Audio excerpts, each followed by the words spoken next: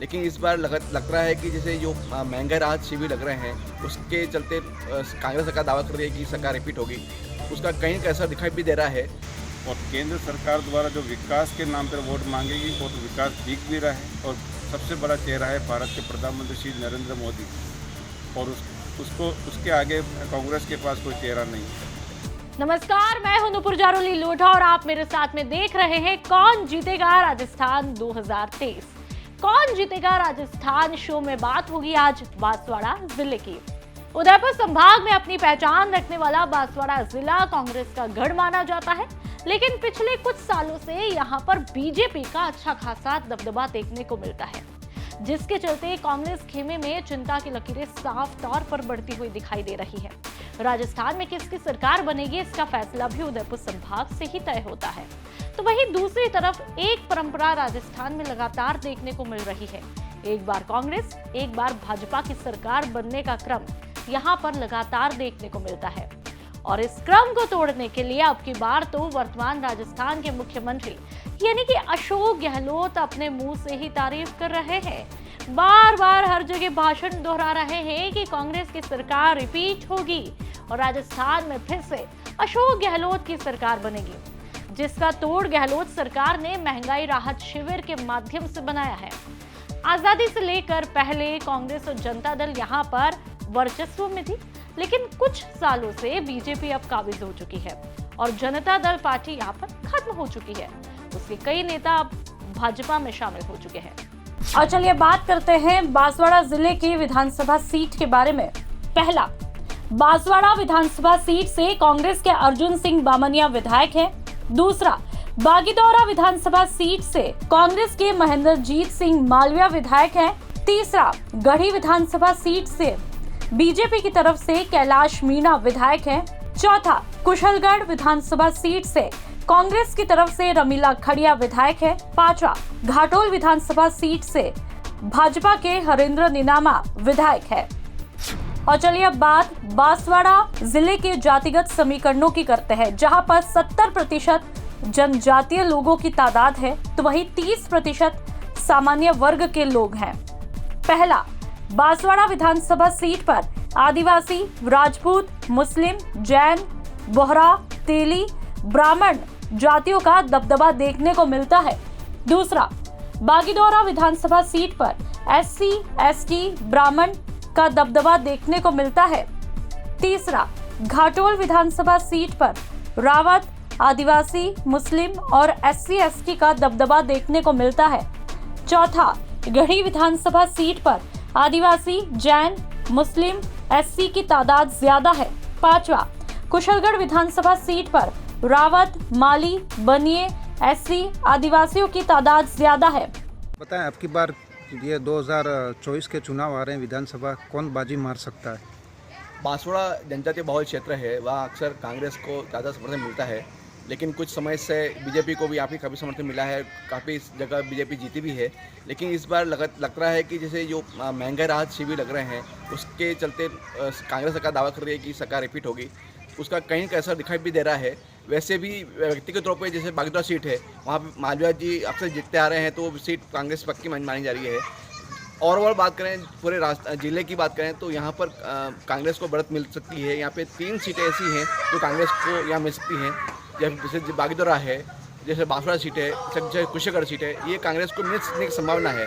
वहीं घाटोल और गढ़ी माना जा रहा है कि गढ़ी और में काफ़ी 3 त्रिकोणीय संघर्ष होगा, वहाँ पर आदिवासी परिवार बीजेपी और कांग्रेस का समीकरण होगा, जिसमें आदिवासी परिवार पहले काफ़ी थोड़ा सीट प्राप्त की थी उसमें, तो उसको वहाँ पर उसको मिल सकता है।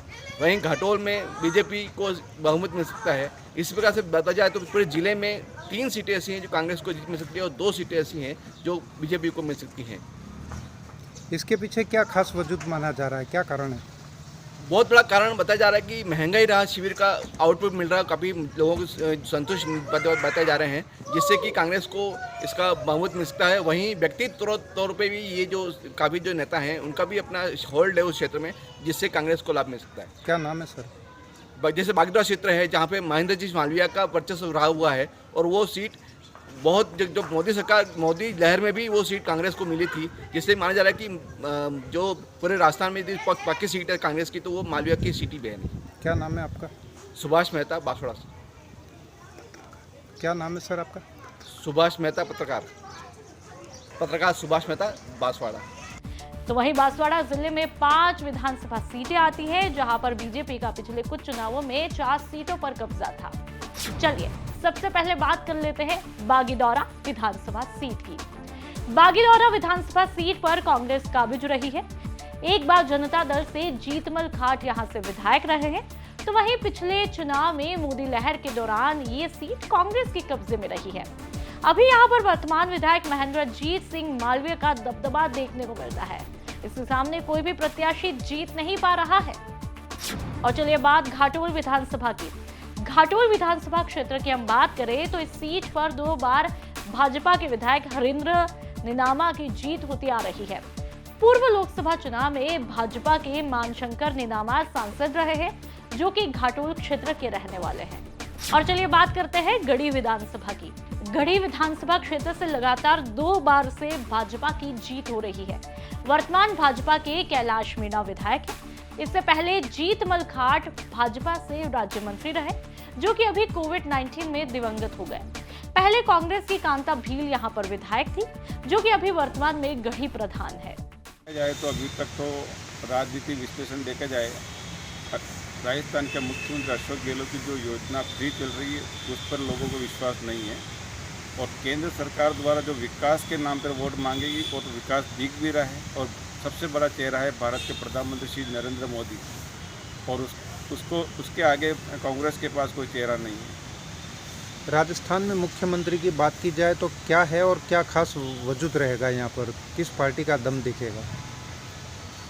हमेशा पहले भी चलता आया है कि 5 साल कांग्रेस और 5 साल बीजेपी, तो लोगों ने भी अभी मानस बना ही रखा है कि अब की बार फिर भारतीय जनता पार्टी को एक बार फिर सत्ता सौंपने की बात चल रही है, चर्चा है शहर में।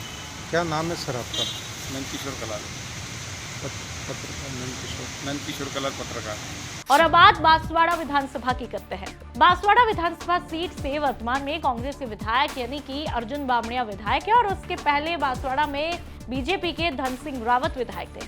लेकिन 2014 के चुनाव में भाजपा की आपसी फूट के चलते कांग्रेस ने यहाँ पर दांव लगा दिया। और अब बात कुशलगढ़ विधानसभा सीट की।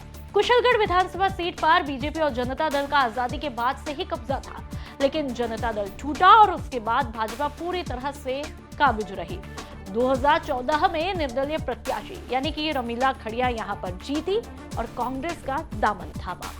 विधायक रमीला खड़िया ने कांग्रेस की डूबती हुई सरकार को बचाने में बहुत ही अहम भूमिका निभाई थी, जिसके चलते अशोक गहलोत खुद हाल ही में अपने मुंह से विधायक रमीला की तारीफ भी करते हैं।